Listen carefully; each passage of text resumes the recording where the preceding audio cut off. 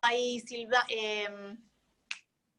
¿cómo se llama? Virginia. Virginia, yo entré directamente por el Zoom, no entré por el campus de la facultad. Ah, listo. Bueno, Sí, buenísimo. Voy a sí. buscar una cosita. Hola, Selva. Hola, Sil. Hola, Ali. Hola, Selbus. Yo entré por el Zoom también, porque de la otra manera no pude. Ayer intenté y me fue chino, no pude entrar. Bueno, buenísimo. Acá veo que hay muchas personas, muchos alumnos. A ver, 28, 29. Sí, buenísimo. Sí. Les pido por favor a los alumnos que vayan habilitando las cámaras. Por favor, de a poquito. Así nos vamos conociendo. Hola, Julieta. ¿Cómo estás? Mariana.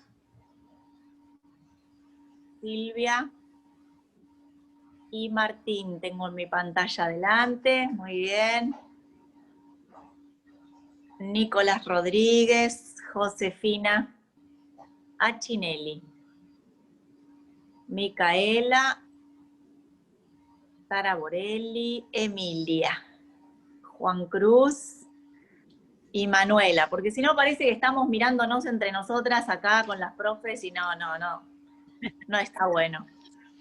María Luz y Camila, Maribel, después anulan si quieren y todo. Leonardo Muñoz, segundo.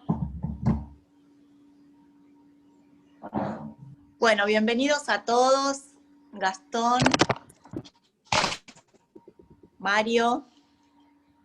Mario, ¿estás ahí en un negocio? ¿Tenés atrás un montón de cositas? ¿Estás trabajando? Muy bien, muy bien, muy bien. Ramiro, bienvenidos. Eugenia. Marta, ¿cómo estás? Delfina. Bueno, genial. Se irán sumando de a poquito. Somos unos cuantos, ¿eh?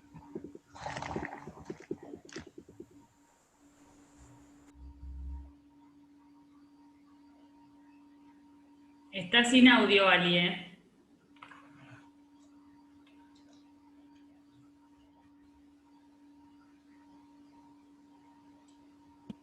Ahí está, ya vengo. Ahí está. Sí, sí.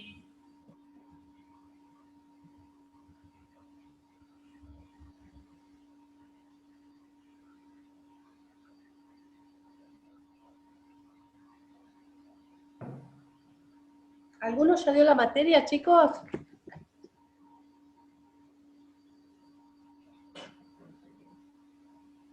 ¿Me escuchan? No, yo no, profe. No, yo no.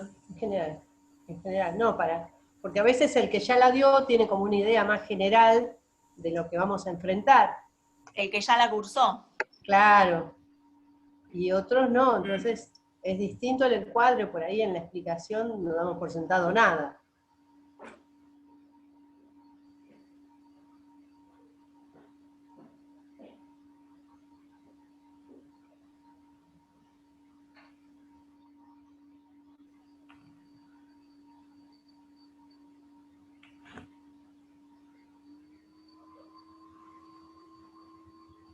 Ustedes vienen de dar social. Sí, con este sistema, sí. Perfecto. Sí, sí, yo la de libre, pero sí. Libre así. Bueno, virtual. eso está bueno, la comparación. No sabía que había mesas virtuales, o sea, sí cursadas, pero honestamente no sabía que había mesas virtuales. Está bueno, ¿eh?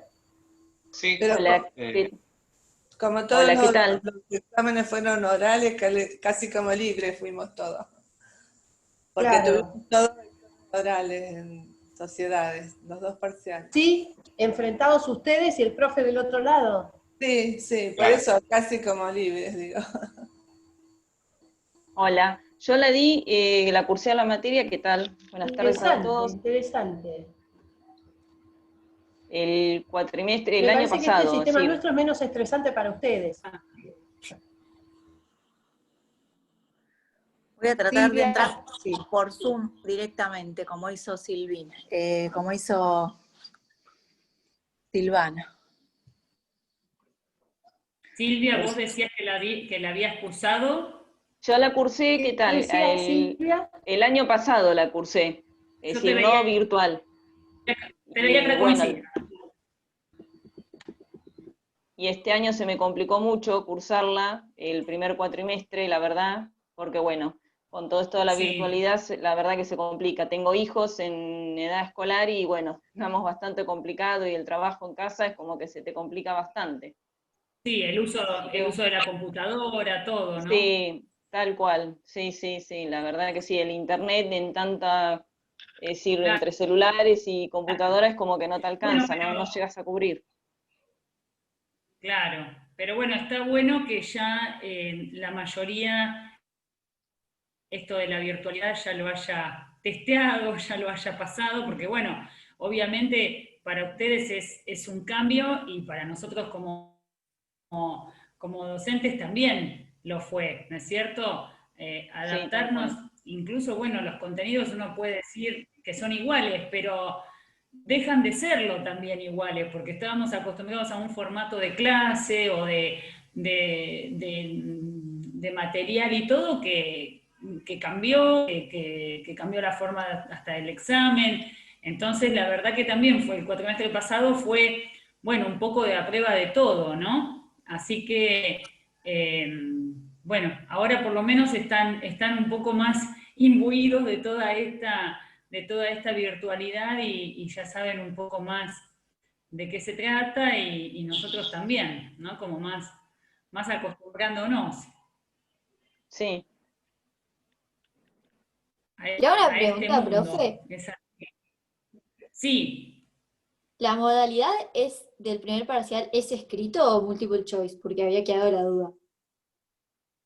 no, la modalidad, o sea, si va a ser, vos me preguntás si va a ser presencial escrito esta No, escrito, vez. no sé, por algún sistema o multiple choice. A desarrollar por el campus, escrito a Claro. desarrollar o múltiple choice. Ah, no, va a ser igual que fue para el primer cuatrimestre, que es por el sistema Moodle, y que vieron que, no sé cómo lo habrán tomado en sociedades, pero es un sistema que habilita, que lo provee la facultad, y habilita distintas posibilidades de pregunta. No es un verdadero o falso desarrollar, sino que puede ser un verdadero o falso no daba fundamentación, porque como el sistema corrige solo, precisamente, era verdadero o falso, o para rellenar al completar algunas oraciones, o para elegir entre múltiples opciones, no verdadero o falso, sino diferentes opciones, por ejemplo, de sujetos o de jurisdicción, etcétera, entre varios poder elegir la opción A y B o la C y D. Habilitaba el sistema toda esta posibilidad, teniendo en cuenta eso, no el desarrollo, porque las preguntas se autocorrigen, entonces sería imposible para una fundamentación, ¿no? Poder hacerlo de ese modo. Silvana, Y entiendo que este cuatrimestre va a quedar de la misma manera en forma de corrección. Sí, Ali. me pide un Sí, meeting password, aparte del ID.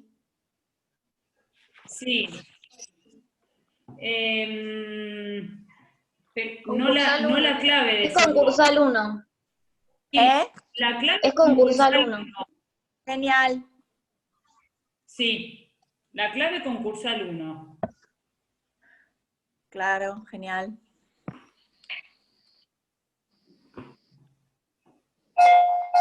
Ahí estoy. Salgo con esto.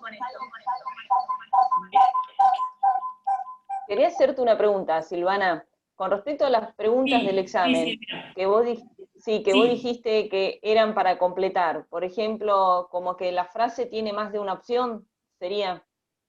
Es decir, que la pregunta... Pero no sé, es decir, Así es. sería como para Por completar la ejemplo, pregunta, pero no que sea verdadero o falso, para no confundirnos. Es decir, en el tema de la comprensión, ¿me entendés? Por ejemplo, es una cosa que vos preguntes, sí, una cosa y que me digas sí, verdadero o sí. falso, y otra cosa que hagan una pregunta y esa pregunta da para poder completar la pregunta. ¿Así sería la selección de más de una? Exacto, sí, no se ya te digo, está la posibilidad de verdadero o falso, o está esta Sí, posibilidad que no se circunscribe a eso, sino que, por ejemplo, a ver, a modo de ejemplo, los sí, sujetos activos legitimados para iniciar un concurso preventivo son, y sí, ahí tenés persona individual, ama de casa, mutuales, bancos, Estado sí. Nacional, y ahí es donde vos tenés que elegir las opciones. El verdadero o falso, ya que es distinto, es un banco está habilitado, verdadero o falso. Ah, ¿Sí? listo. Se limita a eso. De todas O, maneras, o están... Sí, Ali. no, perdón. De todas maneras, no se preocupen porque va a haber trabajos prácticos con la misma modalidad. Por ejemplo, el trabajo práctico creo que es el número 1 o el número 2. Sí, va a haber simulacro de examen como hubo en el trimestre pasado, me pregunta Eugenia, va a haber, pero además van a haber trabajos prácticos con la misma modalidad. Ah, bárbaro. Entonces van a saber cómo hacerlo tranquilamente. Les quiero dar la bienvenida formal a la clase, a nuestra primera clase de comisión del día de hoy. Son todos bienvenidos y ya tuvimos, bueno, yo tuve oportunidad de unidireccional, ¿no? De grabar un par de clases para ustedes de la primera semana. Pero no habíamos tenido la oportunidad de verlos y de sentarnos así. Mi nombre es Alicia Cereijido, para los que no me conocen, y estaban, bueno, hablando con la doctora Silvana de Gregorio, está presente Selva Pandolfo también, que anda por ahí, que no la veo ahora. En el equipo Acá. también somos... ¿Se Muy escucha? bien, muy bien. Y en el equipo somos, sí, Silvina Carnero, que en este momento no podía asistir, y Florencia también Iriarte, y Natalia Moyano. Así que estamos todas a disposición de ustedes para lo que necesiten, ¿sí? Para las consultas. Nos vamos a encontrar en cada clase los viernes, pero las consultas también las pueden seguir haciendo por el campus. Y yo creo que van a andar muy, muy bien, porque bueno, como les decía, le decían las doctoras antes, nosotros estábamos muy inexpertas en marzo cuando arrancamos, y ahora estamos un poco menos inexpertas. No somos expertas, como podrán ver, yo no podía acceder, pero por lo menos ya tenemos una cancha un poco más abierta para, bueno, tomar esta virtualidad como nuestra normalidad temporaria. Y tengo para decirles dos cosas. Una es que van a tener esta semana, no sé si ya se las han asignado, los dos primeros trabajos prácticos. Tienen tiempo para hacerlos o se los van a asignar ahora. Tienen tiempo para hasta una semana, digamos, creo que es el viernes que viene que tienen que entregarlos. Y también para la modalidad, creo que es del primero, donde tienen que contestar por opciones, no tienen una segunda oportunidad. Es decir, una vez que abren el trabajo práctico y comienzan a hacerlo, no pueden revisarlo, pero no, mejor era una y la otra no tienen chance de volver para atrás una vez que van avanzando, y así es una de las particularidades también es una de las particularidades del examen, ¿sí? Entonces, como para que ustedes se vayan afirmando en eso. No pasa nada con los trabajos prácticos, no se estresen, no se desesperen, no pasa nada en el sentido, se equivocan. Hola, ahí está Rochi. Se equivocan, no pasa nada. No es que porque desaprueben o que les se equivoquen en un trabajo práctico les va a restar, luego se aprueban el parcial, ni mucho menos. Al contrario, primero, los trabajos prácticos son para que ustedes vayan chequeando cuán entendidos están los temas con el material que se les va asignando todos los días. Primero eso, para que ustedes puedan chequear cuánto entendimiento tienen, para que ustedes puedan, a partir de, si tienen alguna duda, elaborar las preguntas para las clases de los viernes, que van a ser clases de repaso, no van a ser clases de clase, digamos, de desarrollar un tema puntual, salvo que haya quedado algo muy, muy dudoso, que tengan muchas dudas todos, y entonces en ese caso sí podemos ampliar el desarrollo de un tema un poquito. En principio es... Discúlpame. ¿Me escuchan bien? Porque acá me están diciendo que... eso. Acá enciéndense los micrófonos para que no haga ruido. Yo quería hacer una preguntita. Con respecto al Eso por un trabajo. lado. Y además... ¿Alguien Quería habló? hacer una pregunta con respecto al Bueno, trabajo. y además, trabajo... Quería hacer una preguntita con respecto al trabajo. Ahí voy, Silvia. Así no se me vuela mi frágil memoria. Ya voy. Lo que quiero decirles es otra cosa, que los trabajos prácticos son para sumar,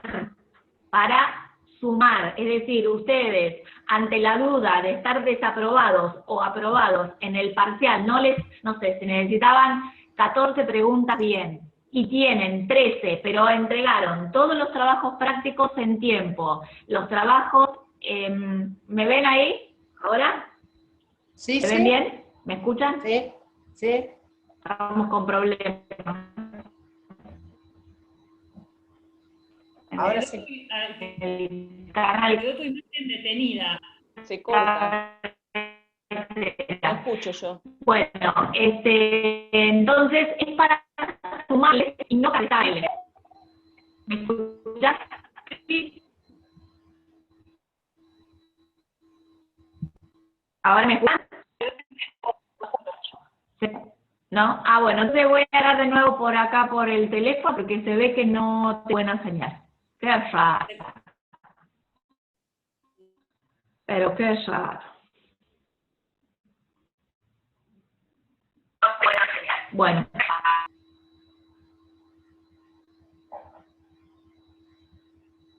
Sí, están todos los teléfonos, los Ahí. audios. ¿Ya está? Sí, mucho mejor.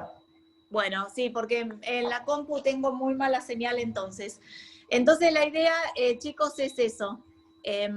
Si no subieron ya, Nicolás, la pregunta la van a subir en breve, creo que hoy o mañana. Hoy, tal vez. Van a subir 2 primeros trabajos prácticos. Uno es con la modalidad parecida a parcial, y el otro es análisis de casos y contestar preguntas en relación a los casos. Así que va a ser para desarrollar un poquito más.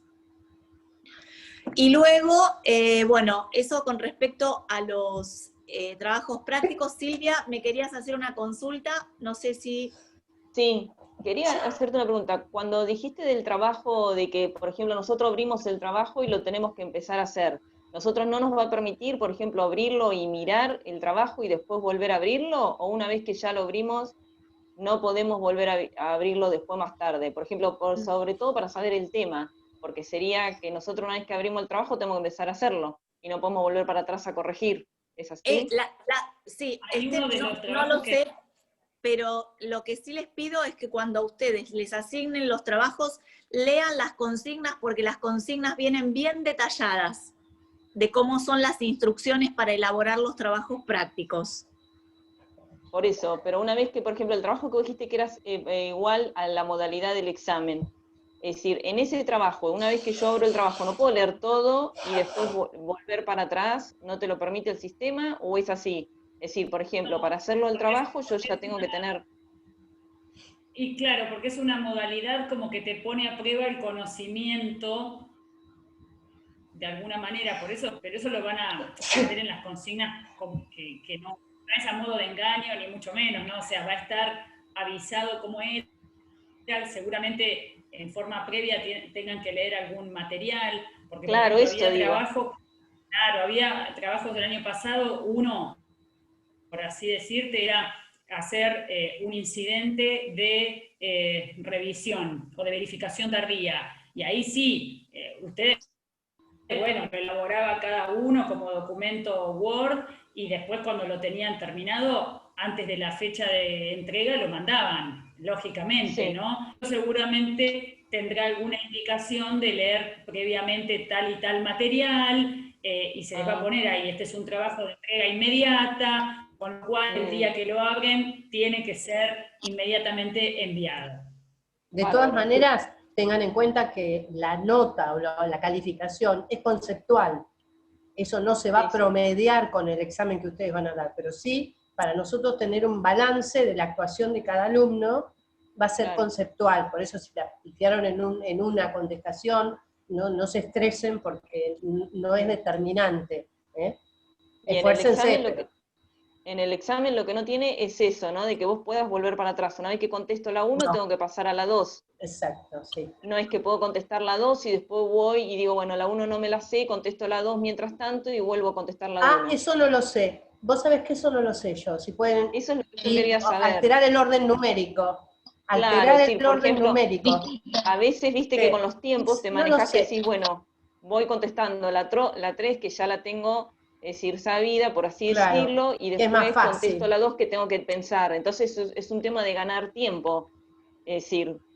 Alicia, ¿vos sabés si se puede? Sí. Yo, ¿puedo decir algo? Hola, ¿qué tal? Buenas tardes, chicas. Hola, Eugenia.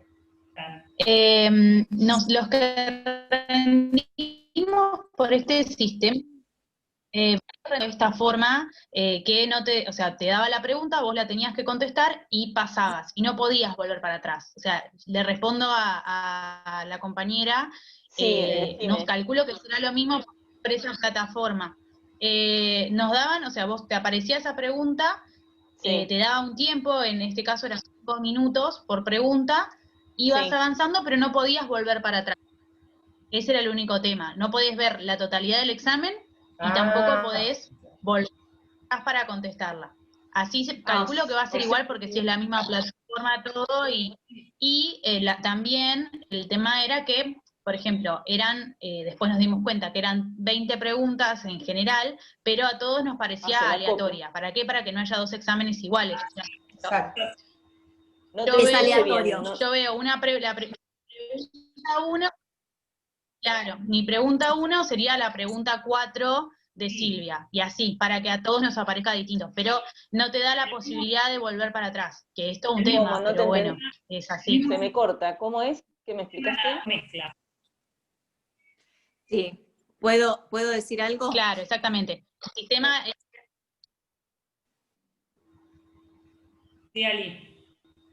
Sí, no, el sistema es gradual y hacia adelante y no se puede retroceder. Como así tampoco se puede arrepentirte de la respuesta que diste. Suponete que estás contestando las preguntas y vas avanzando y viste que se te cruza el chip que dijiste, uy, no, me equivoqué en la 2.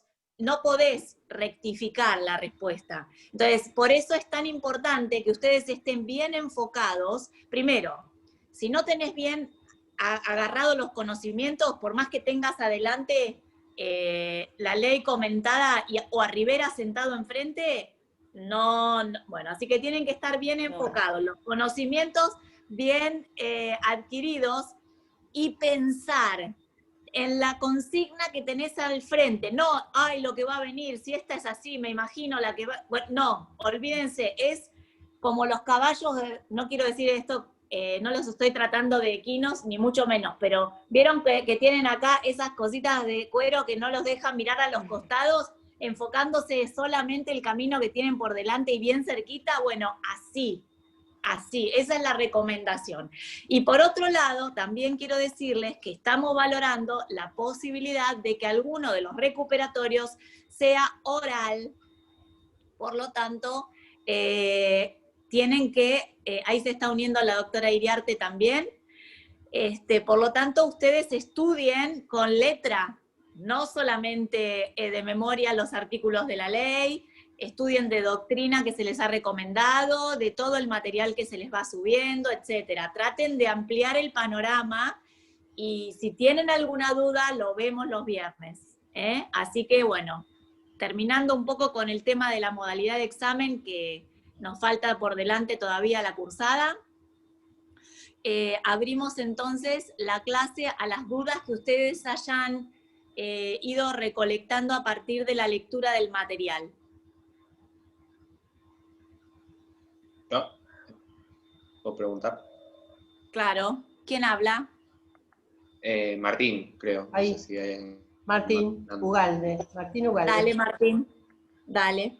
Hola. Hola, ¿qué tal? Buenas tardes.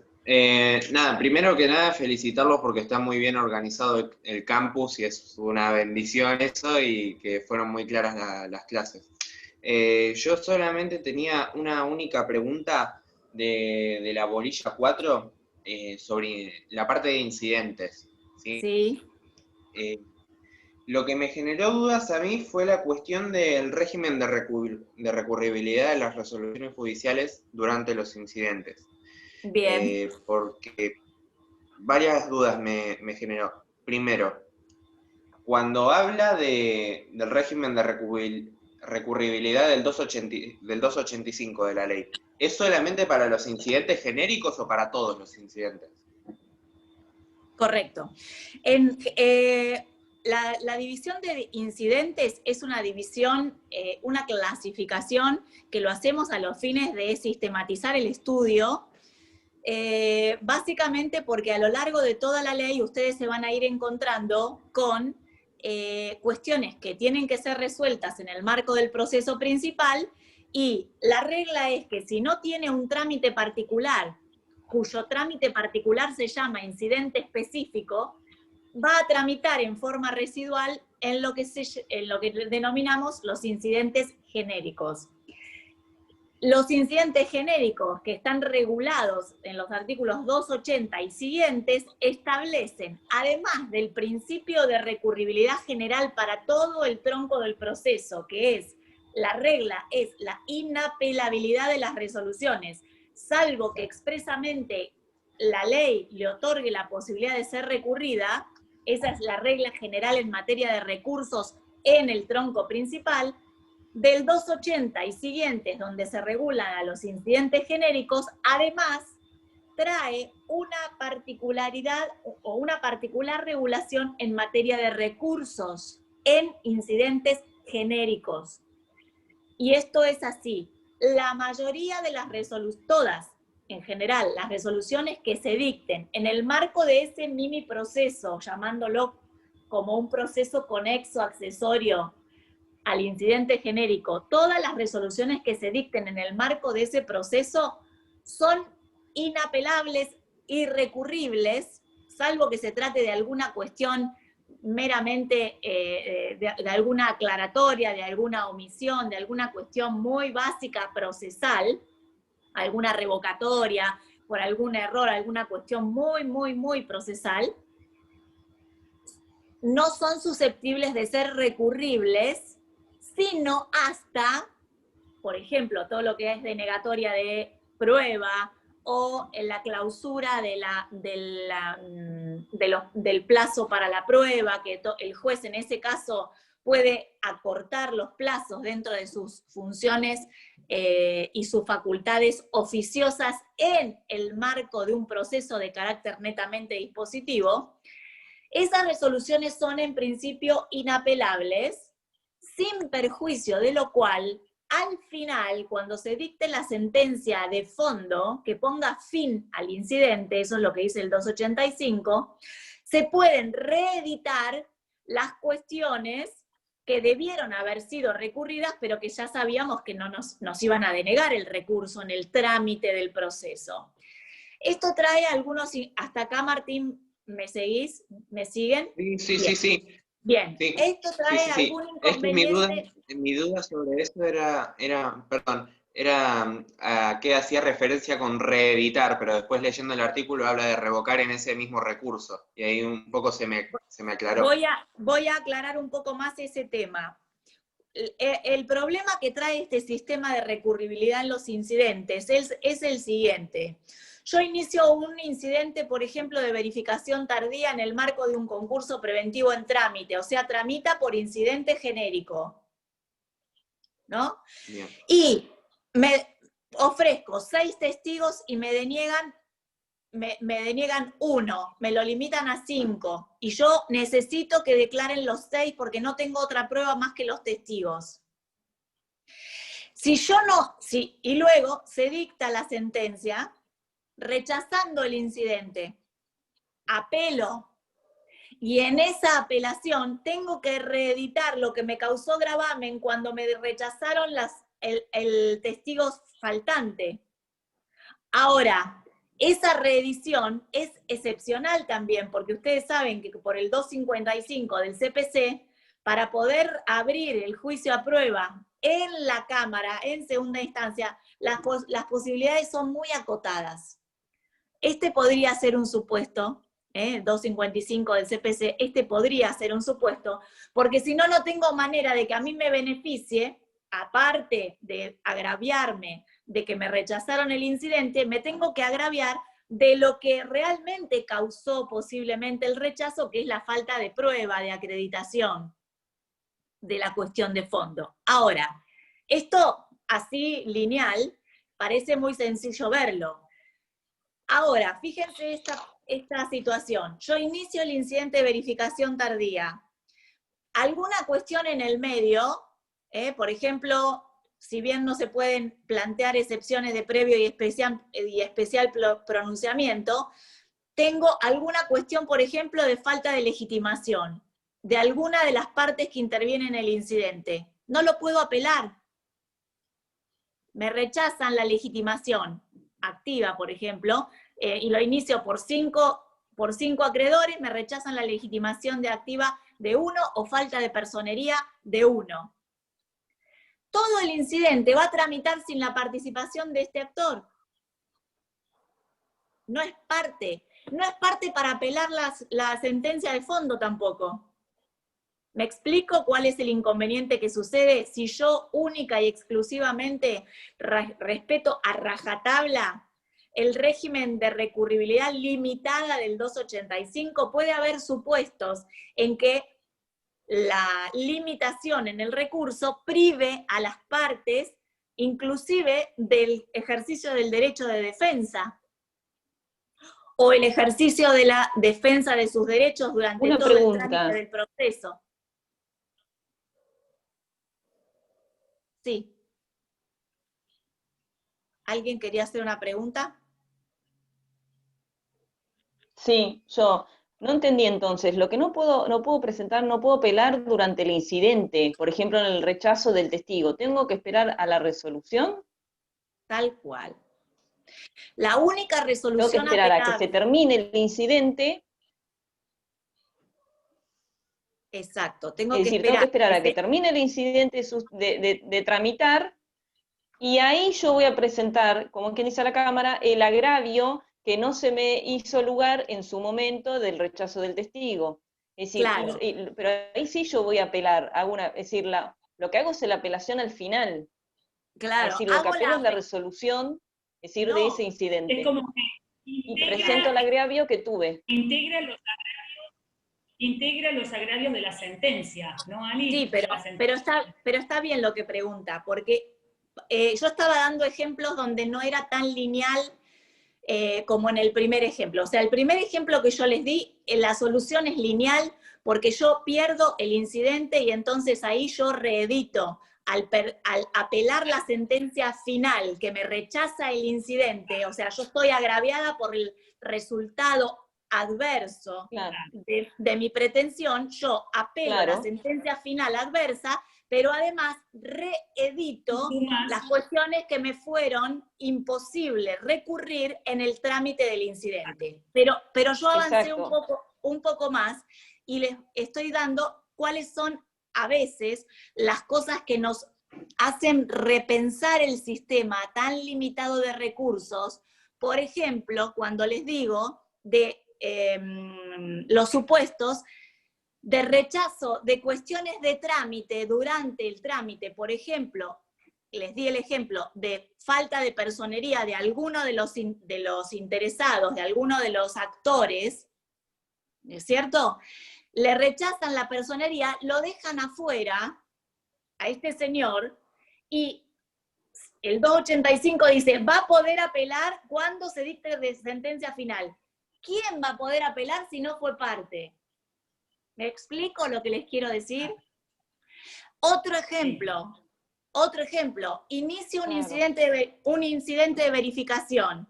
Se rechaza alguna cuestión, se suscita alguna cuestión, por ejemplo, en el medio del proceso y me cargan las costas de esa incidencia dentro del incidente. Yo no puedo apelar esa imposición de costas. Supónganse, me opuse a una prueba de testigos, me opuse a una prueba pericial, se resolvió esa incidencia en materia de prueba y me impusieron las costas porque yo me opuse injustificadamente durante el trámite del proceso, por ejemplo, abierto a prueba. Pero al fin, y me impusieron las costas de esa incidencia que perdí. Ahora, cuando se dicta sentencia, al final, gano la pretensión de fondo. Es decir, me declaran verificado el crédito. ¿Qué voy a apelar? ¿Qué voy a apelar al final de la sentencia que me dio la razón? Que acogió la pretensión en forma íntegra. Entonces, se da el supuesto tan incoherente a veces en que aun cuando la sentencia me dio absoluta razón de mi pretensión, la reconoció in totum, tengo que apelar una sentencia que me dio la razón única y exclusivamente para poder reeditar una cuestión secundaria, que fue la imposición de unas costas en materia probatoria. ¿Me explico? ¿Me expliqué qué pasó o vuelvo a explicar?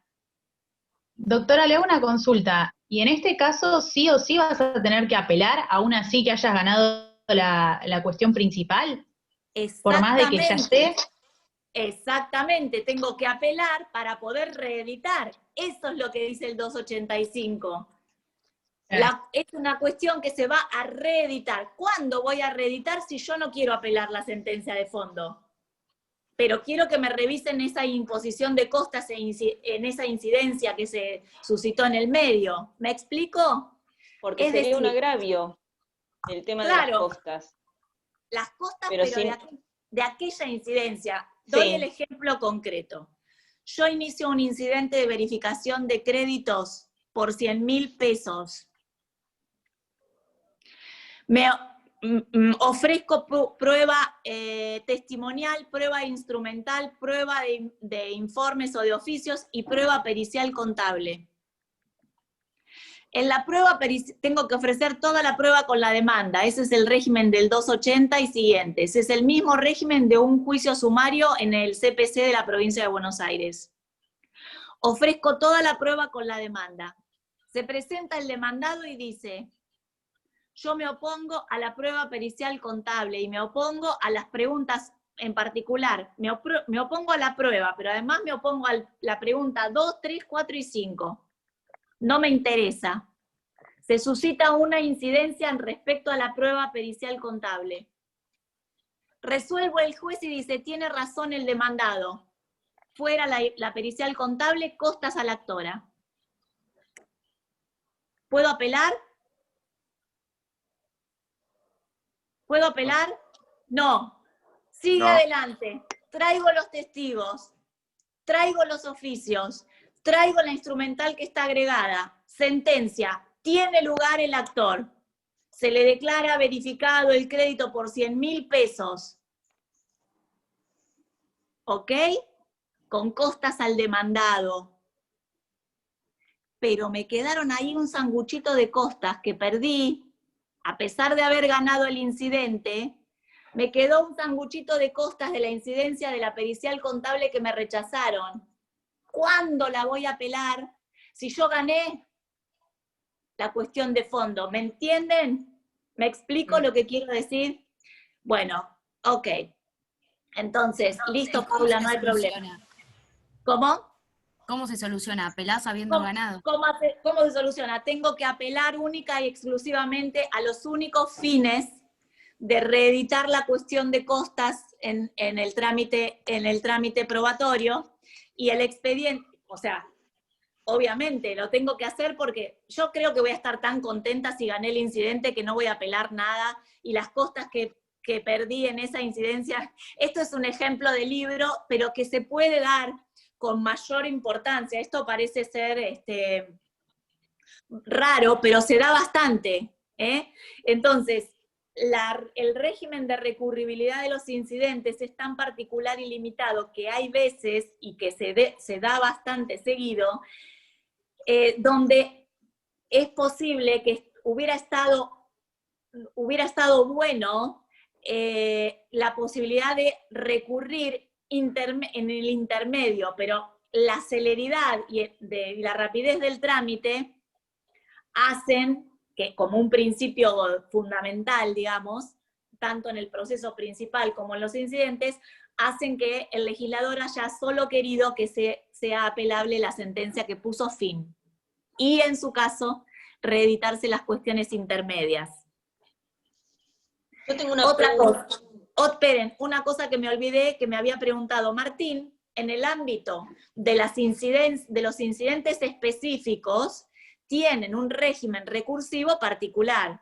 Por ejemplo, si ustedes van al incidente de verificación por pronto pago del artículo 16, ustedes van a ver que esa sentencia que se dicte es apelable, porque lo dice el 16. Y es un incidente específico. Lo mismo pasa con la determinación del inicio del periodo de sospecha, la fecha inicial del estado de cesación de pagos.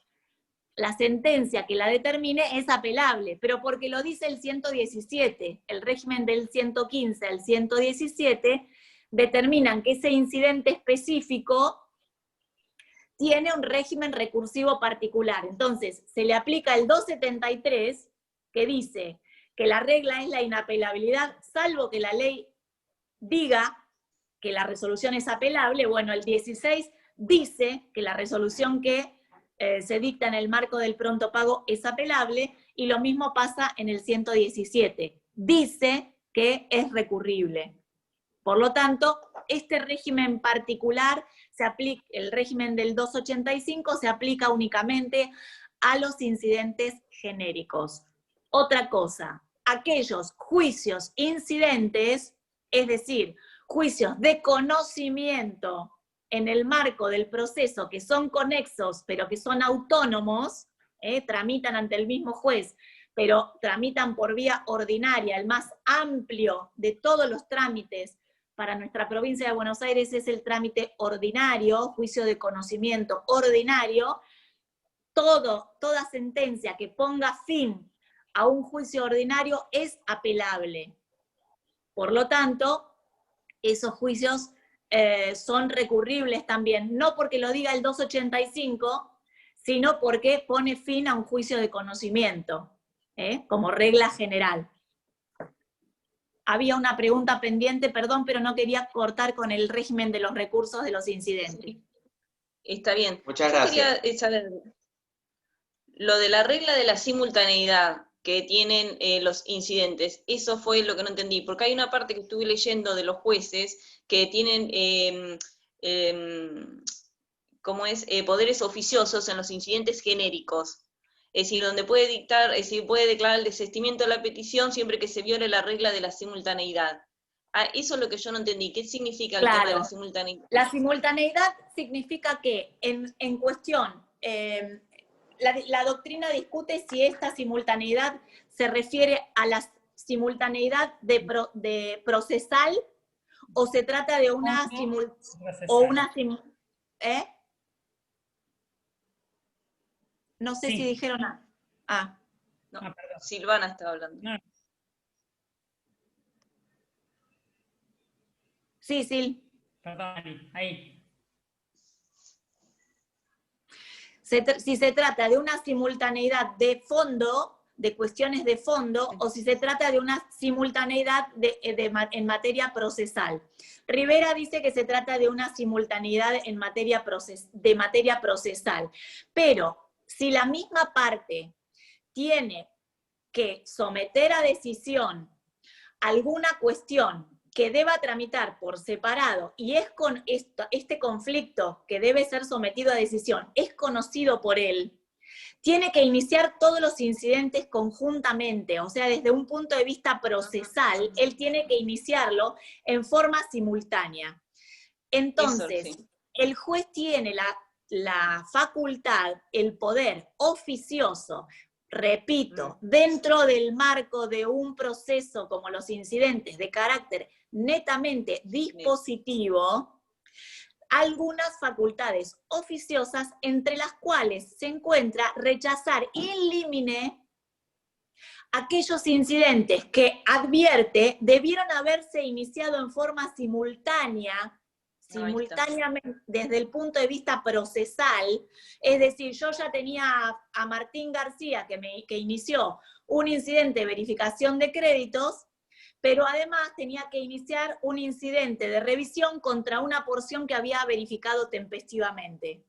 Si esos dos incidentes no los inicia temporalmente en forma simultánea, o dos incidentes de verificación por dos causas distintas y quiere una oposición de boleto de compraventa que puede tramitar por una vía y un pronto pago, porque es trabajador y además le había comprado una casita a su jefe que después se concursó, las dos cosas las tengo que iniciar,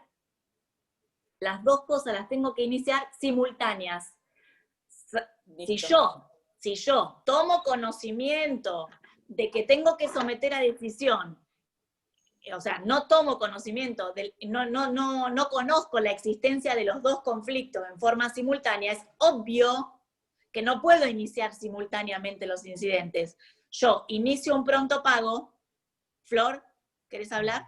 Sí, una de las situaciones más habituales que se puede dar en relación a esto son los grandes entes, AFIP, ARBA, no sé, una obra social, un sindicato, claro, que capaz que tienen contra una misma persona, no sé, 20, 30, 40 ejecuciones, o tienen, digamos, deudas, ya procedimientos administrativos donde se determinó deuda y tienen que ejecutar, y bueno, esos entes deberían presentarse a verificar, si fuera un incidente de verificación tardía, todos esos créditos que tuvieran contra ese concursado. No pueden presentarse hoy por un crédito, mañana por otro, pasado por otro, ¿bien? Porque ahí, digamos, ya sería una misma cuestión, ni siquiera es que es un incidente de otra naturaleza. Gracias, sí, súper claro el ejemplo de Florencia.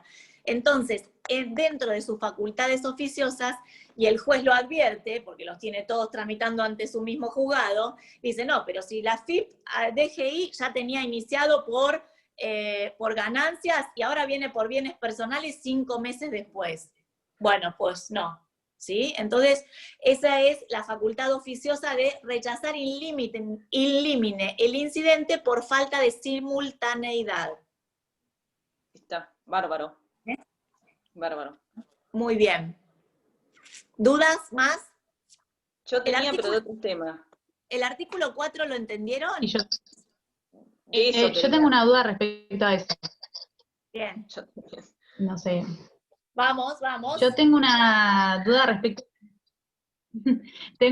respecto al análisis que hizo del artículo 4, más que nada vinculado espero expresarme bien, al párrafo 2, que habla sobre el saldo, del cual la persona, el deudor, el acreedor extranjero puede llegar a cobrar respecto al juicio nacional, y ¿cómo se vincula con el párrafo 4 cuando habla de la paridad del dividendo? Eso ahí como que se me mezcló un poco el tema y no sé cómo relacionarlo. Si tengo que ver, o sea, si la paridad de dividendo se va a hacer en base al saldo o no. Ahí está mi duda. No sé si tiene mucho que ver, pero... El último párrafo se aplica a todos los supuestos del 4. Lo que pasa es que tenés que mirarlo desde este punto de vista. En el segundo párrafo habla de pluralidad de concursos. Entonces, yo tengo un proceso abierto afuera y un proceso abierto en la Argentina. Cada acreedor cobra de la liquidación de los bienes asentados en el estado del proceso donde participan. Esta es la típica territorialidad. Es decir, yo contraté con Juan Martín García porque tuve en cuenta los bienes que estaban asentados en la Argentina. Y otro fulano contrató con Martín García porque tuvo en cuenta los bienes asentados en aquel estado. Y allí el cumplimiento de las obligaciones se pactaron, por eso uno es acreedor nacional y el otro no. Recuerden, el cumplimiento de la obligación otorga o confiere la calidad de acreedor nacional o extranjero. Ok, ambos participan de dos procesos, uno abierto acá, el otro abierto afuera. Resulta que donde estaba abierto afuera se liquidaron los bienes y este señor no llegó a cobrar todo. Entonces, dice la ley en el artículo 4, va a poder venir a cobrar acá, pero va a cobrar el del saldo. Y ahí yo les había explicado la diferencia entre remanente y saldo. O sea que, después que cobren todos los acreedores aquí, este señor que algo ya cobró afuera, va a poder venir y tratar de igualar, y ahí viene paridad de dividendos del último artículo, hasta poder, si le llega a haber algo de saldo, nunca visto en la historia de los concursos y las quiebras, por lo menos en la Argentina, si hay algún sobrante que se llame saldo, de donde este pobre cristiano pueda venir a cobrar acá, va a cobrar hasta el límite del porcentaje que cobraron los nacionales. Ahora, yo me digo, pienso en voz alta. Si hubo saldo, es porque el resto de los acreedores nacionales cobraron todo. Todo. Porque no habría saldo. Habría remanente. Y si hay remanente, primero cobran los intereses suspendidos de los nacionales. Y después queda un saldo. O sea, de ese saldo, más allá de esto, la práctica nos dice que cuando hay saldo es porque todo el resto de los quirógrafos, primero, cobraron todos los gastos del concurso, después cobraron todos los privilegiados, después cobraron todos los quirografarios, los intereses de los quirografarios y quedó un saldo. Es como este compró un huevito, este lo cocinó, este lo peló, este le puso sal y este se lo comió. El chiquito del saldito va a venir este señor que no había terminado de cobrar su crédito en el exterior y a tratar de cobrar hasta acá. Se supone que nunca va a poder cobrar más porcentaje que los otros porque los otros cobraron todo. Entonces la pregunta, entre paridad de dividendos, haya o no proceso afuera, depende de si puede o no puede venir a participar. Si los demás todavía no cobraron, ni figura el señor del extranjero. ¿Qué pasa con el remanente? Se llama remanente, a ver, en el artículo 228, yo siempre les cuento esto porque recién viene en la segunda parte de la cursada, pero para que ustedes se den cuenta la diferencia terminológica que hay entre un remanente y un saldo. En las quiebras, cuando los activos se venden y se liquidan, forman una masa líquida en efectivo, monto que queda depositado en una cuenta a nombre del juez, a nombre de autos, a la orden del juez. De este monto se hace un proyecto de distribución, esto está regulado en el artículo 218, y de ese proyecto de distribución, primero se hacen las reservas para los gastos del proceso, y después cobran los acreedores de acuerdo a los privilegios. Van cobrando los acreedores, y tenemos tanta suerte de que había tanto activo valioso, que va quedando un monto que sobra después de pagar a que los gastos del concurso, los acreedores privilegiados, los acreedores quirografarios, en concepto de capital, más los intereses que se les debían a estos acreedores quirografarios antes de la sentencia de quiebra. ¿Por qué? Porque la sentencia de quiebra, lo vamos a ver más adelante, importa la suspensión del curso de los intereses, es decir, yo tengo que tener cristalizado el pasivo para poder saber si me va a alcanzar o no me va a alcanzar, si tengo que vender más bienes o no, si tengo que vender todos los bienes del activo o me van a alcanzar con algunos. Entonces, al momento de verificar, los acreedores van a solicitar la verificación de su crédito y se les va a declarar verificado o admisible capital más los intereses anteriores a la sentencia de quiebra. Esto pasa distinto en el concurso, se los estoy explicando saltando todo lo que fue el proceso preventivo. Ahora, si llega a sobrar plata después de pagarles a los acreedores el capital más los intereses anteriores a la sentencia de quiebra, el síndico hace un proyecto complementario y les empieza a liquidar los intereses suspendidos, porque no se cancelan los intereses, no se pierden en principio, solo se van a pagar y se van a devengar, a seguir sumando si alcanzan los bienes. Entonces yo tengo un sobrante de dinero, voy a ir sumando esos intereses suspendidos y el síndico hace un proyecto complementario. Tenemos tanta suerte que tantos bienes había en el activo y tanto valían los bienes del activo, que aún pagando los intereses posteriores a la quiebra suspendidos, que queda un monto. Bueno, después de pagar el capital más los intereses anteriores, si queda un sobrante, ese sobrante se llama remanente. Si después de pagar los intereses post-falenciales, todavía queda un sobrante, ese sobrante se llama saldo. Ergo, en el artículo 4, los acreedores que habían participado en un proceso abierto afuera y quieren venir a cobrar, porque acá en este país hay muchos bienes en esta quiebra, únicamente va a poder cobrar del saldo. Es decir, entonces, una vez pagos los intereses suspendidos de la quiebra, ahí, es decir, lo que queda, ese es el famoso saldo de los cuales van a poder venir van a decir, se van a cobrar los que estaban afuera. Sí, Silvia. Y siempre y cuando, restando el porcentaje del crédito que ya cobró.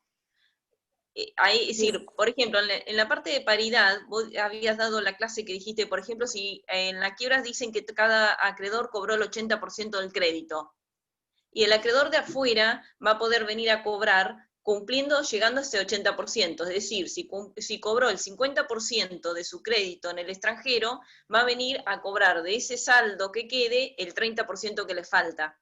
Sí, pero lo que pensamos en voz alta luego es que si hay saldo, sí, es porque los otros ya cobraron el 100%, porque si no, se llamaría remanente.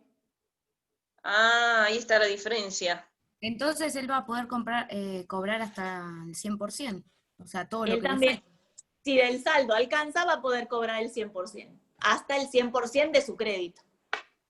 Vale. Ojo, o sea que el saldo tiene que haber si los otros cobraron el 100%, no claro, el 80% de su crédito. Claro, o sea que claro, si cobraron el 80% es que no hay nada. No, si cobraron el 80 y no queda nada, no hay ni remanente, ni saldo, ni nada. Claro. Bueno, o sea entonces, que el saldo está si cobraron todo. Sí, cobraron todo, pero esperen que les quiero contar otra cosa. Esto todo es siempre y cuando, y no sé si quedó claro de la clase porque no me acuerdo qué dije, pero lo digo ahora ya que tenemos la clase de repaso, es que cada vez que nosotros decimos que un acreedor extranjero puede venir a hacer valer sus derechos acá, primero, si no participó de un proceso abierto afuera, en paridad de igualdad, acreditando la reciprocidad. O, si habiendo participado de un proceso abierto afuera, venir a cobrar sobre el saldo, siempre tiene que seguir las vías de incorporación al pasivo concursal. Es decir, siempre tiene que venir a la Argentina a solicitar verificación de su crédito antes de pedir que le paguen. Tiene que verificar acá.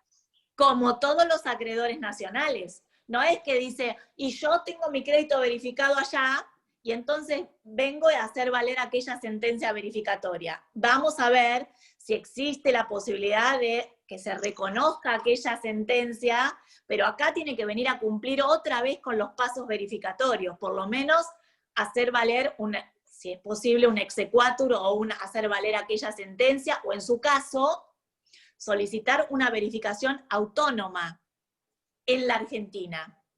No puede venir a decir, como yo soy acreedor, y bueno, lo tiene que acreditar a través de las vías procesales de nuestra ley.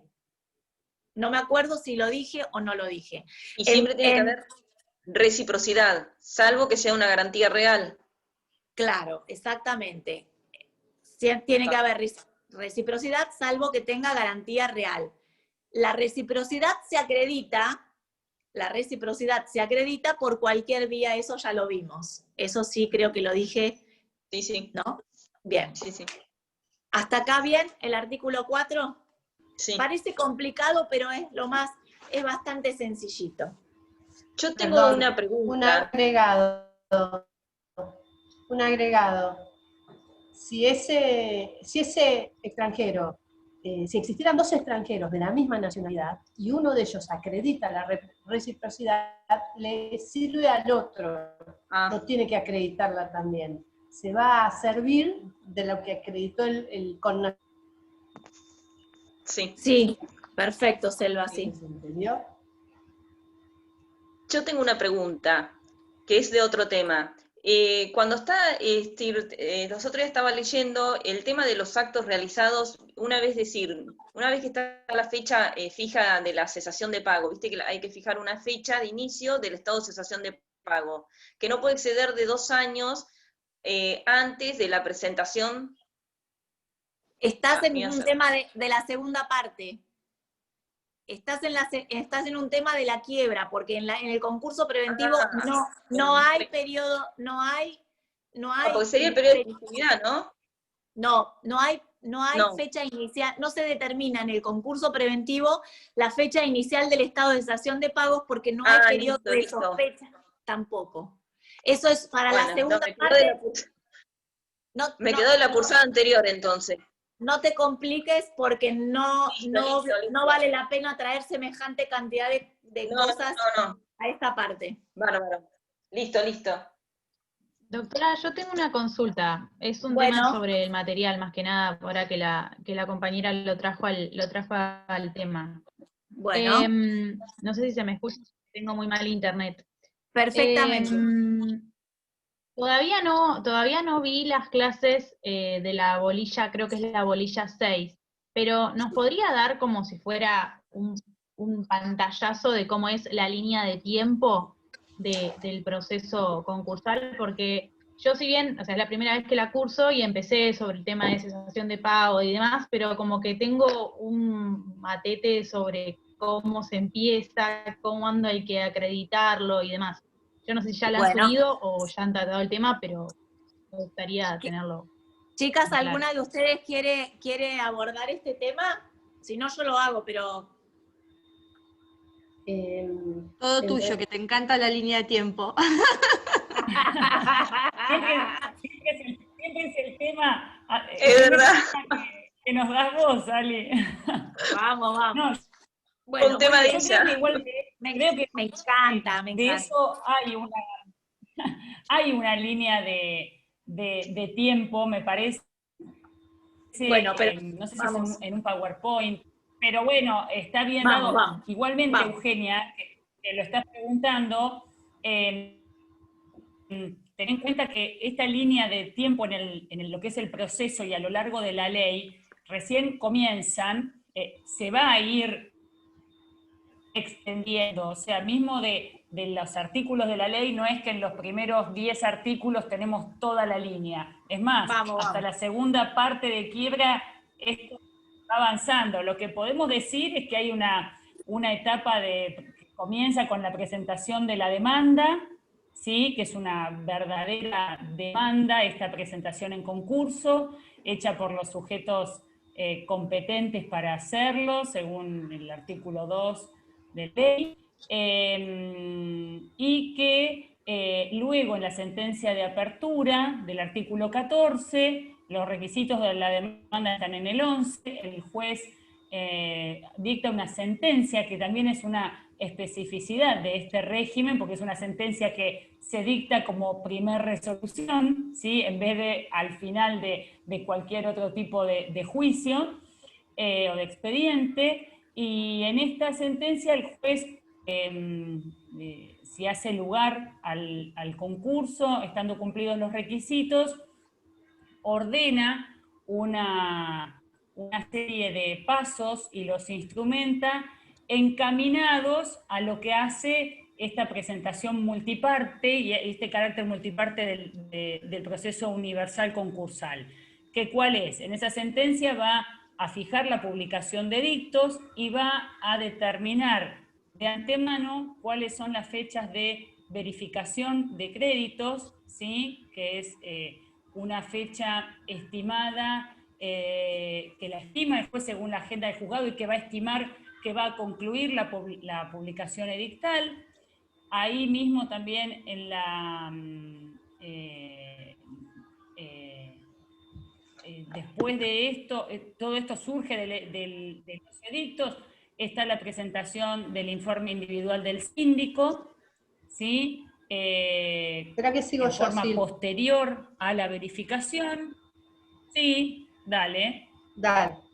Llegamos, como bien decía Silvana, al momento de la sentencia. Cuando presenta, a partir del artículo 11, se presenta la demanda de concurso, pueden pasar dos cosas, o que no le haga lugar, porque no se dan los presupuestos objetivos o subjetivos, procesales, objetivos o subjetivos.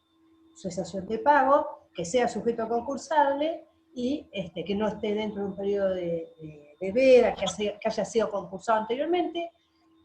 Y si se dan los supuestos, si sí se dan los impuestos, entonces va a abrir la sentencia. En esa sentencia dicta una serie de medidas ordenatorias, administrativas, instructorias. Entre todo lo que decía Silvana, es precisamente, se ordena el sorteo de un síndico. Y una vez que tenemos el síndico, la publicación de dictos, porque no va a ser el síndico, va a ser quien recepciona los pedidos de verificación. Esa es una característica de la 24.522. Los pedidos de verificación no se hacen en el juzgado, sino se hacen en el domicilio del síndico. Y es el síndico, no sé ahora en pandemia cómo estará funcionando todo esto, será online también.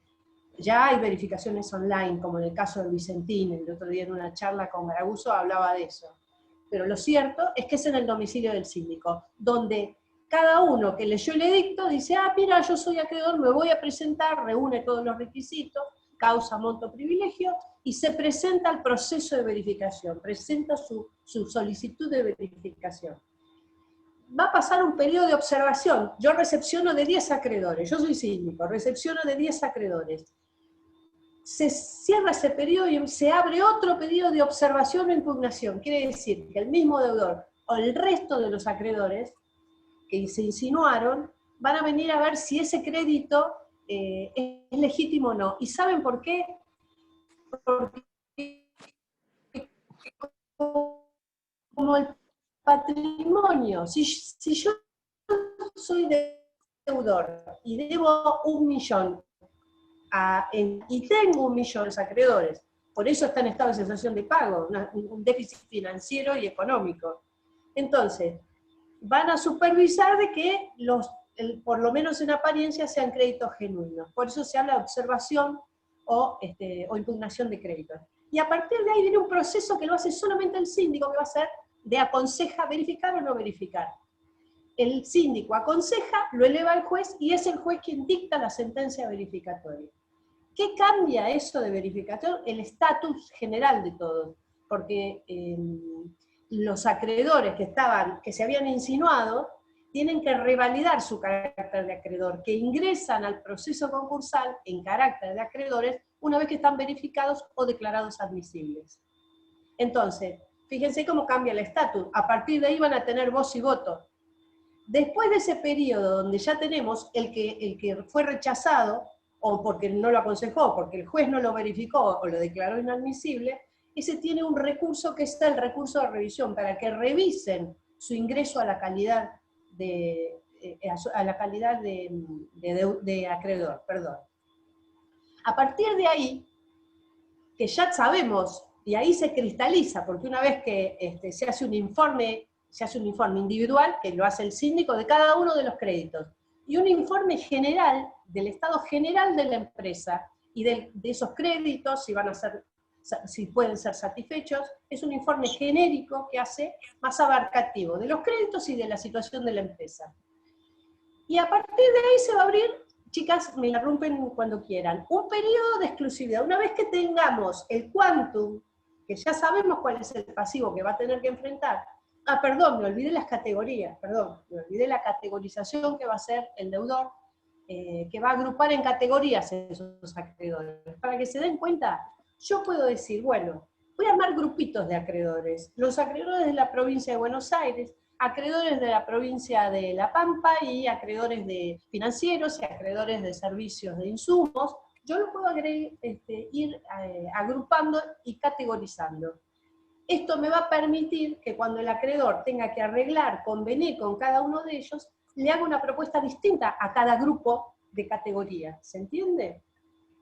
Entonces, a partir de ahí, en ese momento que yo ya tengo las categorías, que hay acuerdo, empieza lo que es un periodo de, si se da y se homologa el acuerdo, empieza un periodo de exclusividad, donde van a tener que obtener las conformidades para que se siga adelante con eso y se pueda ir pagando.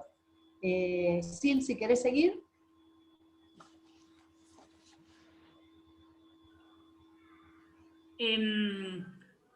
Vos llegaste ahí, Selma, sí, al tema, hasta el periodo de exclusividad. Exactamente. Sí. Exactamente. A ver, la línea, por eso, bueno, un poco ahí les pusimos también con Alicia, en base a esto y a ustedes lo que vayan viendo, porque en cada clase de los viernes esto lo podemos seguir, por supuesto, mechando, ampliando y profundizando, y así va a ser Eugenia también. Porque es mucha información que le tiramos toda junta. Claro, básicamente es la presentación de la demanda, la llave de ingreso, que es la verificación, la etapa informativa, que es la del síndico, informativa porque es donde el síndico informa respecto de cada acreedor y después respecto de un informe general, y este periodo de exclusividad, que acá también nos preguntan, que es un periodo de exclusividad que los autores dicen que es doblemente exclusivo, primero porque es un periodo único, ¿no?, para lograr más allá después de las variantes del cram down, pero en definitiva es un periodo único en lo concursal para poder llegar a un acuerdo y exclusivo de 90 para días. Con los acreedores. Claro. Entonces, días. Bueno, a partir de acá se instrumenta toda esta línea con las distintas resoluciones que van a ir teniendo lugar y que ustedes ya vamos a ir avanzando y completando. Yo también ahí les decía, cualquier autor, eso lo decís vos, Ali, la bibliografía es graciable, lo que sigan o el material aplicado. Nosotras tenemos el libro de Junchen Bass y Molina Sandoval, que están muy claros los temas, eso también lo podemos facilitar y subir por tema en la parte específica para que les pueda ser más claro también, ¿no? Una pregunta quería hacer. Sí, dale. Sí. ¿Puedo preguntar? Claro, sí.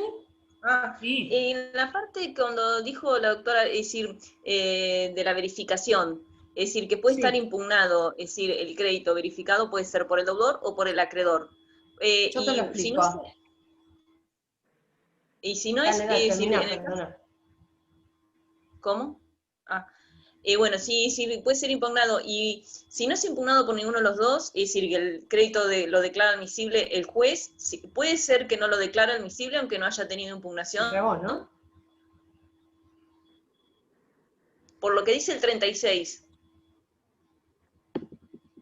Es así, mira, puede pasar 3 cosas. Sí.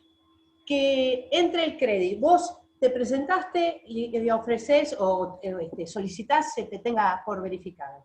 Sí.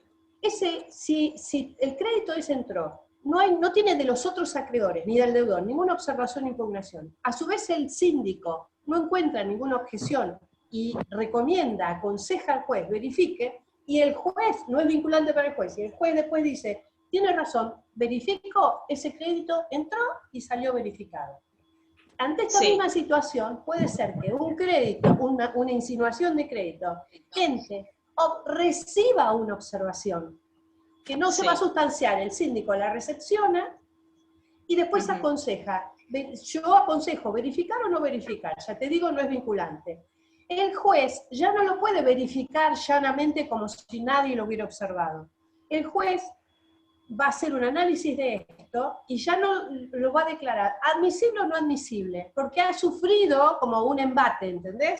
Que fue esa observación, o un desaconsejado a la verificación por el síndico. Los efectos jurídicos del declarado admisible y del verificado son exactamente iguales, no degrada el crédito para nada. Simplemente que ese sí tuvo alguna agresión, alguna observación o pedido de impugnación, que por ahí no trascendió, entonces vas a tener verificado, entró y salió. Declarado admisible, entró, tuvo algún embate y sorteó la situación y es declarado admisible. Y el otro que entró, tuvo un embate, un ataque a ese crédito, es aconsejado no verificar y el juez lo declara no admisible. Ese no admisible seguramente va a ir por recurso de revisión. Es una carga, si quiere va y si no se queda ahí, perdió, no va a entrar. Si él no se conforma con el no admisible, lo que va a hacer es intentar un recurso de revisión para poder entrar. ¿Ahora lo entendiste? Vale. Porque 3 situaciones, verificable o declarado admisible.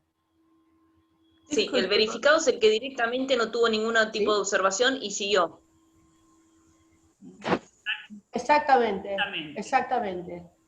El admisible es aquel que tuvo alguna observación y fue, como quien dice, observada y subsanable, y fue declarado admisible. Y el no admisible es aquel que aquella observación no se pudo subsanar y fue rechazado. Que prosperó. Ahí les hice un resumen en el chat, porque acá lo que tienen que tener presente ustedes es que en el caso, como dijo Selva, de que el crédito se presente a verificar, y aun cuando no se recibió ninguna observación o impugnación, aun cuando el síndico lo declaró, aconsejó favorablemente, el juez de todas maneras se aparta y dice, no, para mí, aunque nadie lo observó ni impugnó, aunque el síndico aconseja favorablemente, para mí no tiene que entrar al pasivo concursal. Eso es lo que yo me refería. Lo va a declarar no verificado,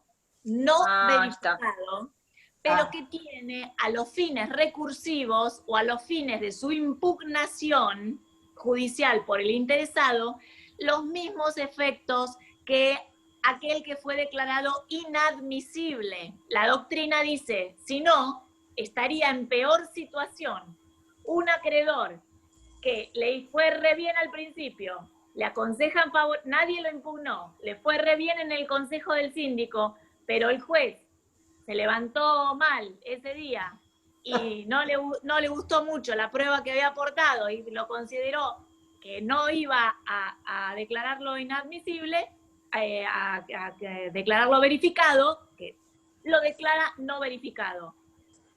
Si solo se puede impugnar por revisión, admisibles o inadmisibles, aquellos que son intérpretes literales de los términos utilizados por la norma, no parecería que el no verificado pudiera ser atacado por revisión. Y estaría en peor situación que en un inadmisible, donde o recibió una impugnación o recibió un consejo favorable total o parcialmente del síndico. ¿Me expliqué? Sí. Entonces, ahí tienen el resumen de lo que fue diciendo Selva en el chat, más el aporte de asimilar terminológicamente y por los efectos que produce un declarado no verificado a un declarado inadmisible. Tienen el mismo efecto a los fines de ser atacado por vía del incidente de revisión del 37.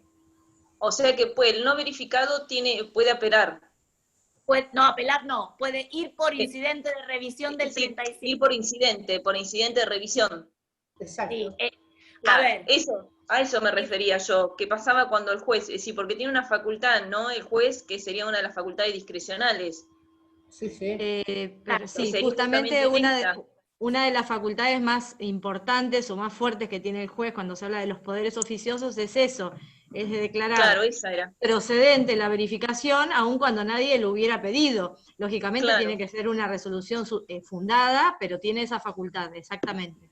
Claro, eso es lo que yo había leído justo, entonces no me había quedado claro qué pasaba con el crédito, así que para decir en qué quedaba, que era no verificado. Resumen. Un crédito verificado solamente lo podés atacar por acción de dolo. Ajá. Sí. Hace cosa jugada salvo dolo. Dice el 36 y el 37 y el 38. Sí. Un crédito declarado admisible, inadmisible o no verificado es atacable por vía del incidente de revisión o por la acción de dolo también. Ajá. Todos estos trámites tramitan por incidente genérico. Uh-huh. El dolo, el 38, el artículo 38, la acción de dolo, y el artículo 37, incidente de revisión, cuya sentencia es apelable. O sea, la regla es, la sentencia verificatoria no es atacable por apelación. Ajá. La sentencia Ahí lo fuimos verificatoria aclarando. es atacable por o incidente de revisión o acción de dolo en los casos que ya dijimos. Sin perjuicio de lo cual, como esta acción de revisión o acción de dolo tramitan por incidente genérico, ergo, el 285 me dice que la sentencia que pone fin al incidente genérico es apelable. Claro, la sentencia del incidente puedo apelar, pero no la sentencia de verificación. No. Genial. Ocurre. Genial. Buenísimo. Genial. Bueno, Bárbaro. chicos, ¿alguna otra duda? ¿Vamos terminando?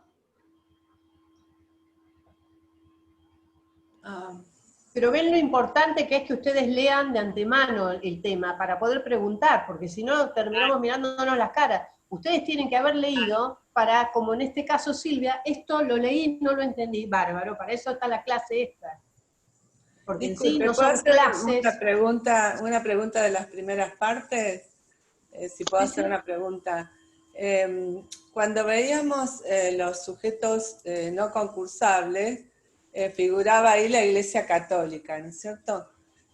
Cuando el doctor Garagusto dio su clase, él habló de algunos tipos de liquidaciones que siguen otros procedimientos, como el de las compañías de seguro. Exacto. Y dijo que, bueno, que ahí se podía hacer algo que era un poco raro, como la exclusión de activos, en ese caso, era posible. Y dijo también que, bueno, que esa exclusión de activos estaba, digamos, habilitada para propiedades tradicionales de pueblos aborígenes, y que también era para la Iglesia Católica, que ahora es para todos los cultos. Entonces llegó como si la Iglesia Católica es un sujeto no concursable. ¿En qué caso se vería con el asunto de la exclusión de activos? Chan.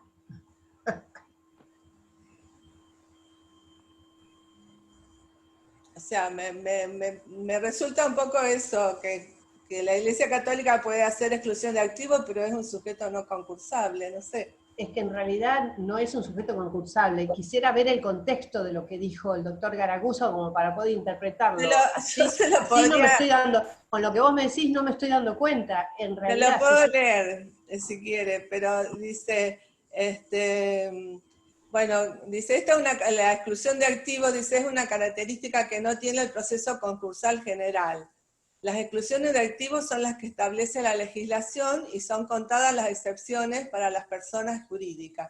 Caso las propiedades tradicionales de los pueblos aborígenes que corresponden a las asociaciones que constituyan los mismos y las dedicadas al culto religioso de conformidad con la reforma del Código Civil y Comercial. Esta excepción solo aludía a la Iglesia Católica, ahora es para todos los cultos.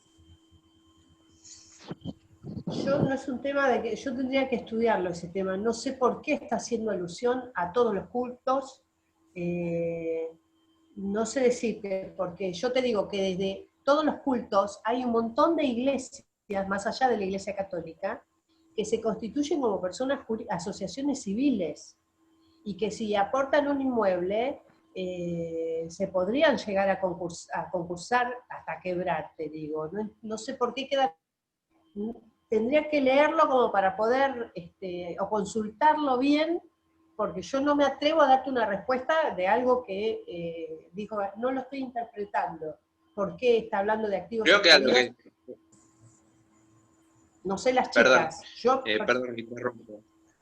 Creo que a lo que se refería el doctor Garaguso, viendo lo que yo anoté en mis apuntes, es a la exclusión de ciertos bienes, de los bienes afectados al culto en este caso.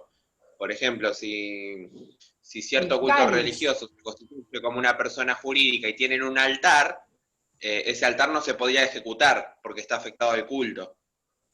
Creo que hacía referencia a eso. Sí, pero bueno, decía que antes esa opción era solamente para la Iglesia Católica y ahora es para todos los cultos. Marta, capaz que... Católica Disculpe. no es concursable.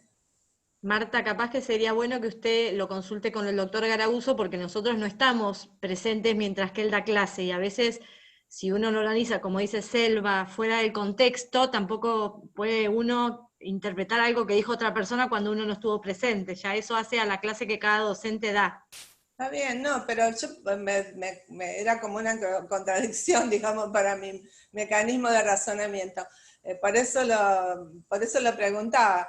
Discúlpenme, pero perdón, estaba escribiendo sobre el tema de la apelabilidad y la acción de doble, que yo me perdí la pregunta, discúlpenme, les pido mil disculpas, ¿me la pueden Habla de activos excluidos, que hay algunas instituciones con total excepcionalidad cuyos activos quedan excluidos de una quiebra. Y entonces acá Marta está diciendo... Por el 107. Habla no solo de la Iglesia, pero habla de la Iglesia Católica y de otros cultos de acuerdo a la modificación, al nuevo Código Civil y Comercial. No sé qué está incluido en esa exclusión de activos. ¿Y qué otra cosa dijo aparte de la Iglesia Católica? Algo más decía. Los pueblos aborígenes. Ah, de los pueblos originarios. Claro, por eso la contradicción mía era que la Iglesia Católica no es concursable. Entonces, ¿en qué momento se da esa exclusión de activos, digamos? ¿O en qué ejemplo? ¿Qué sé yo? ¿Vos qué decís, Sally? Pero quizá también lo dio, quizá pienso que lo haya dado no dentro de lo que es el proceso concursal en sí, sino como un mecanismo que tendrían la Iglesia Católica u otros cultos de excluir ciertos activos que ya, por ejemplo, les son improductivos o que necesitan fondos para otras actividades propias del culto y que puedan de esta forma excluirlos y liquidarlos. Quizá estaba hablando de otro proceso de liquidación, porque además si lo habló Guillermo, quizá eran de la bolilla 1, de algún otro proceso de liquidación excluyendo activos. Yo lo que entendí... Padre, me imaginé, por el tema me imaginé que era oración. Sí. Yo lo que entendí fue que el 148, lo que habla el Código Civil, son los sujetos concursables. Dentro de uno de los incisos están las iglesias, las confesiones y las comunidades o entidades religiosas. Me parece que cuando nombra sujetos no concursables, es decir, no concursable la Iglesia Católica en sí, pero el Código Civil habla de iglesias y no especifica qué iglesia. Entonces, a mi entender, entrarían todas aquellas iglesias que no sean las católicas como sujeto concursable. Entonces él saca la Iglesia Católica, lo único que es sujeto no concursable es la católica, tengo entendido, pero por el Código Civil te dice las iglesias, las confesiones, las comunidades. ¿Te imaginas un pedido de verificación en la catedral? Verificar créditos y que aparezca el doctor Garaguso que impugne el obispo. Bueno, pero por eso me llama la atención que dice que antes solamente podían excluir la Iglesia Católica y ahora pueden hacerla todo. Lo que pasa es que el doctor Garaguso habló de este tema con respecto cuando estaba hablando de la 5 de la universalidad. Claro. No, perdón, no. Yo mira, desgrabé la clase, así que te puedo decir cuándo habló. Habló en el momento que empezó a hablar sobre otros mecanismos, digamos, que no son los concursales, que hablaba de la liquidación de las compañías de seguro y de, bueno, este tipo de cosas. Porque podían hacer exclusión de la cartera de clientes, por ejemplo, cosas por eso. Bueno, exacto. Pero no tiene comparación. Como una excepción a la universalidad, lo digo. No sé, pero me comprometo a hablar con Garaguso a ver qué quiso decir con eso y yo a ver si te lo puedo subtitular. Vamos a averiguarlo para el viernes que viene, pero lo cierto también es que debemos estar hablando estamos hablando del patrimonio, o bien él estaba hablando de los sujetos excluidos, y también puede haber estado hablando, o sea, estamos todos divagando, ¿no? Porque yo no sé de lo que habló Garaguso, pero puede haber sido. Él estaba hablando de la universalidad. Ok, entonces estábamos... No estaba hablando perdón, porque te digo, la clase estaba hablando exclusivamente de otros mecanismos, y dentro de esos otros mecanismos, ¿no es cierto?, estaba hablando de la liquidación de las compañías de seguro, que tienen la posibilidad de exclusión de activos, que es una cosa rara, para que no se vea... Perdón. Una cosa es exclusión de sujetos que no son susceptibles de concursamiento, y por lo tanto, tiene otros mecanismos legales de liquidación de activos, dentro de los cuales está la exclusión de activos y pasivos del 35 bis de la Ley de Entidades Financieras. Son dos cosas distintas. Una cosa es sujetos como excluidos del concursamiento, y otra cosa son cuáles son los sistemas y mecanismos que desde el punto de vista objetivo, es decir, del patrimonio, tienen estos entes para poder liquidar los bienes y cancelar sus pasivos. Eso por un lado. Segundo, si estaba hablando de las iglesias como sujetos excluidos, obviamente que el Código Civil igualó, que era una desigualdad que antes era inexplicable, la situación del inexplicable no, la explicación era que la Argentina, la Constitución sostiene, digamos, la Iglesia Católica, pero sin perjuicio de lo cual la existencia de otros cultos organizados institucionalmente imponían que el Código Civil los reconociera en paridad de igualdad en cuanto a sus derechos y a sus obligaciones. Por lo tanto, desde el punto de vista fiscal, desde el punto de vista del patrimonio y desde el punto de vista de la afectación de los bienes que integran sus activos, creo que está hablando de eso. Desde el punto de vista subjetivo, es decir, si es un sujeto concursable o no, ni la Iglesia Católica, ni la Iglesia protestante, ni la maometana, ni las sinagogas, ni las mezquitas, ni nada. Son sujetos susceptibles de concursamiento. ¿Qué pueden hacer como mecanismos objetivos? Es decir, mirando no ya hacia el sujeto, sino mirando hacia el objeto de patrimonio y activo que compone. Esos son mecanismos infinitos,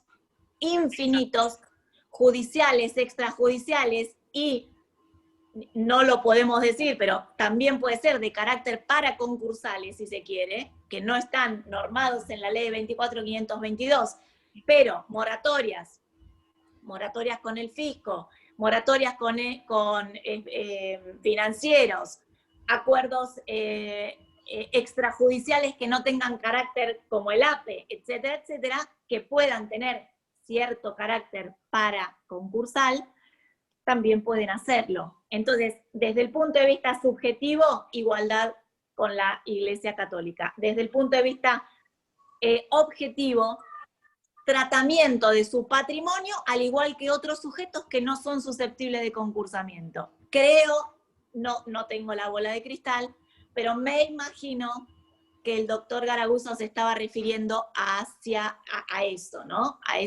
Desde esa mirada. Claro, pero también acá en los PowerPoint de la bolilla 6.1 está el artículo 146 del Código Civil y Comercial, que dice personas jurídicas públicas y por ello no son sujetos concursables, bueno, el Estado Nacional, etcétera, y dice se refiere a la Iglesia Católica, nomás acá por lo menos en la clase esta. Bueno, lo vamos a chequear. Por eso mismo.